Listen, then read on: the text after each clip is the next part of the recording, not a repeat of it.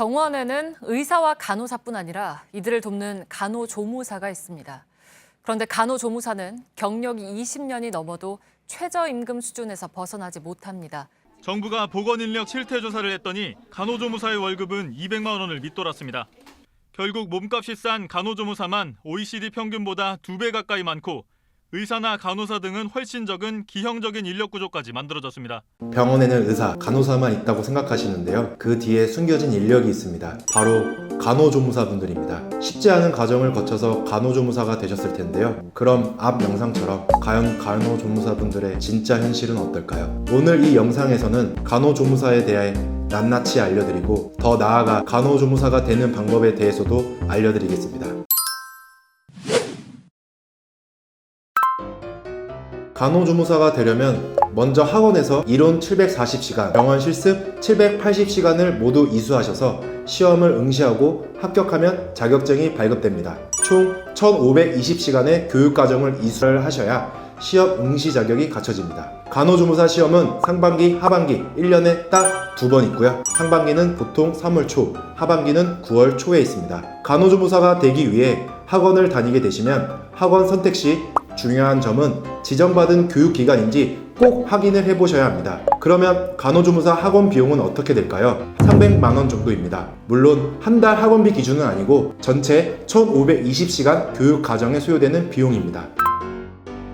그러면 간호조무사 실습 현실과 그렇게 열심히 이수하고 자격증까지 갖췄는데 과연 간호조무사로 일했을 때 현실은 어떨까요? 간호조무사 실습은 말 그대로 무임금 잡일꾼이라고 많이 표현합니다. 실제로 간호조무사 실습 현실은 기회가 아닌 노동이라고 할 만큼 생각했던 실습과 많이 다릅니다. 학원에서 배운 이론을 토대로 배운 내용을 현장에 나가서 직접 보고 체험하면서 공부가 될 거라는 기대를 갖고 실습에 참여하지만 실제로는 환자 안내, 빨래, 설거지 등의 잡무 위주로 잡일꾼이 되는 것이 현실입니다. 환자실 청소, 수술실 청소, 간호사분들이 자리를 비우는 동안 데스크에서 환자만 안내할 뿐 의료적으로 성장을 바랄 수는 없습니다. 또한 보건복지부는 실습의 목적을 임상 경험을 얻는 것인 만큼 금액을 받아서는 안 된다 하여 실습 기간 동안 나의 노동이 무보수로 이루어집니다. 이렇게 간호조무사가 되겠다는 부푼 꿈을 갖고 참고 참아서 간호조무사가 되면 그 현실은 어떨까요? 생각한 만큼 달라졌을까요? 아닙니다. 간호조무사가 되면 무보수는 아니지만 정당한 노동의 가치를 못 받는 느낌이 강하게 듭니다. 실습의 연장선이라고 할까요? 간호조무사가 할 수 있는 일은 혈압계, 체압계 관리, 환자 입퇴실 시 친구 정리, 친구 세팅, 시트 교체 등 병실 청소 위주로 업무를 보게 됩니다.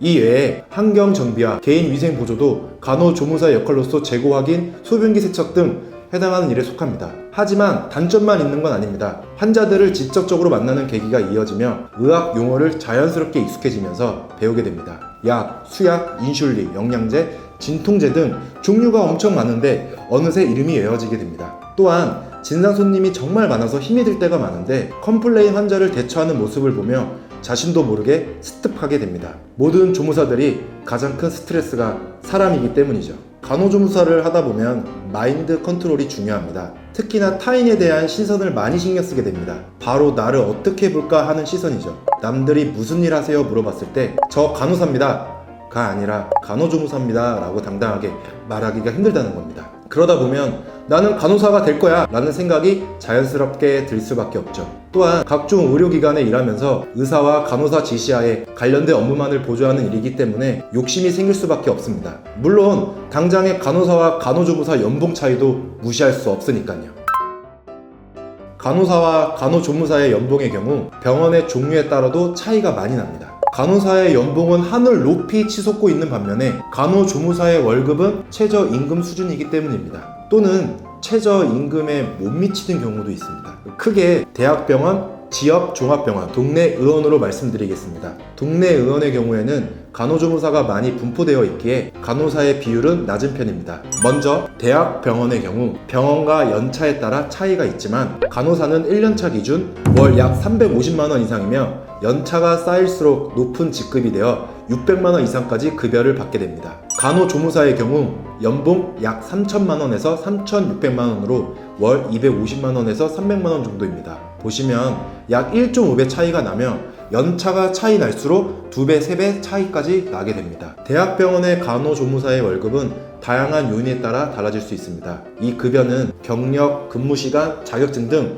여러 가지 요소들을 고려하여 결정됩니다. 보통 신입 간호조무사는 경력이 없으므로 초기에는 상대적으로 낮은 급여를 받게 됩니다. 지역 종합병원의 경우 2차 병원으로 분류되는 병원으로 일반 대학병원, 요양병원이 이에 속합니다. 간호사는 1년차 기준 일반 대학병원 약 3천만 원에서 4천만 원, 요양병원은 약 2,800만 원에서 3,100만 원 정도의 연봉을 받게 됩니다. 재직자의 경력, 근무 업체의 규모에 따라 급여는 상당히 크게 높아집니다. 간호조무사도 마찬가지로 경력, 근무 업체의 규모에 따라 급여는 상이하지만 병든 사람이 눕는 침상에 따라 급여의 영향을 받습니다. 1년차 기준 평균 연봉 2,500만 원 선입니다. 개인 평균 월급 200만 원에서 210만 원이며 연차가 쌓인 실장님의 경우 230만 원에서 240만 원 월급을 받게 됩니다. 의원의 경우 동네의 작은 개인 병원이 이에 속합니다. 간호사의 지시에 따라 업무를 진행하는 대학병원과 지역 종합병원과 다르게 의원은 대부분이 간호조무사로 이루어져 있기에 의사의 지시에 따라 업무를 진행하게 됩니다. 병상 유무에 따라 달라지지만 평균 연봉 2천만 원에서 3천만 원으로 이루어져 있습니다. 월급은 약 160만 원에서 250만 원 정도입니다. 설명드린 것처럼 간호사와 간호조무사의 연봉은 큰 차이를 보입니다. 특히나 연차가 쌓이게 되면 그 차이는 몇 배에 속하게 되죠.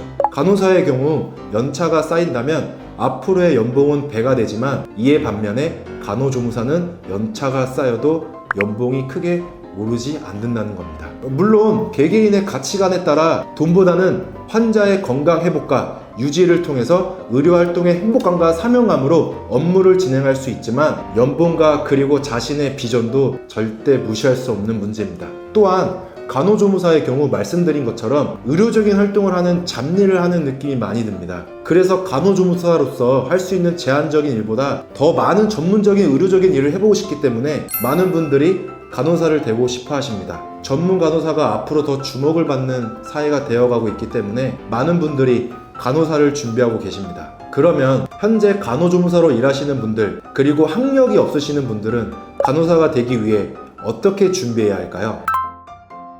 먼저 간호사가 되려면 정규 대학에서 졸업을 하거나 전문 대학교를 졸업해야 합니다. 간호대학교로 입학할 수 있는 방법은 편입을 통해 들어가는 방법이 있고 대졸자 전형이라는 입시 제도를 통해서 입학하시는 방법이 있습니다. 즉 간호대학교를 필수로 입학해야 한다는 것이며 입학하려면 수시 또는 정시로 입학해야 한다는 겁니다. 대졸자의 경우 전문대학교만 있는 전형으로 해당 대학교 1학년으로 입학하는 과정이며 편입의 경우 3학년 입학을 기준으로 하기에 해당 학교 3학년으로 입학하게 됩니다. 그러면 편입과 대졸자의 전형의 응시 자격은 어떻게 갖출 수 있을까요? 바로 학점은행제를 통해서 빠르게 간호대학교 편입과 대졸자 전형 응시 자격을 갖출 수 있습니다. 학점은행제는 대학교를 다니지 않아도 다양한 방법으로 학점을 이수하여 학위를 갖출 수 있기 때문에 간호대학교 준비를 빠르게 효율적으로 준비할 수 있습니다. 학위를 갖출 수 있기에 학력이 없어도 준비할 수 있다는 거죠.